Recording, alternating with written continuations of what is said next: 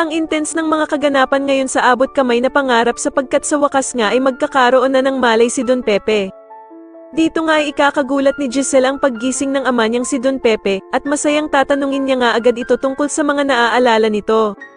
Samantala matapos ngang tanungin ni Doc Luke si Annalyn kung babalik na din daw ba ito ng Apex, ay bigla namang makikisingit sa usapan si Doc Lyndon at sasabihin nga nito na hindi pa daw maaaring bumalik si Annalyn ng Apex.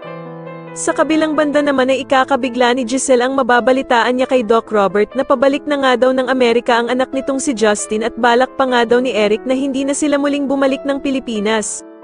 Kaya naman ay magagalit siya sa kapatid niyang si Doc Robert dahil sa hindi daw ito agad sinabi sa kanya, subalit sasabihan siya nito na masakit man nga daw ay kailangan niyang tanggapin na ayaw talaga siyang makita ng kanyang anak na si Justin.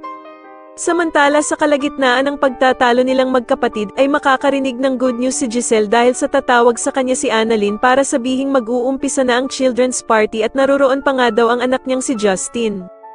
Kaya naman ay biglang magugulat si Giselle at agad nga siyang mabubuhayan dahil sa nalaman niyang ang hindi pa pala talaga nakakaalis ng bansa itong anak niyang si Justin.